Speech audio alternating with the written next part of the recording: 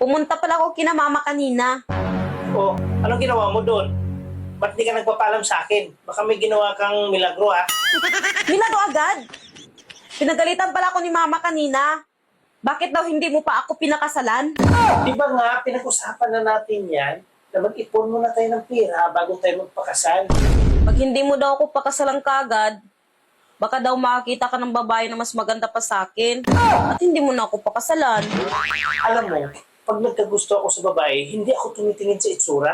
Eh ano pala tinitingnan mo sa babae? Yung baba, siyempre, baka kasi hindi maumbok eh. Gusto mo nang maumbok. Eh hindi naman bagay sa'yo. Paano mo nasabing hindi bagay? Eh, yun nga yung swak sa panlasa ko. Paano ba bagay sa maumbok? Kung maliit, malambot at supot.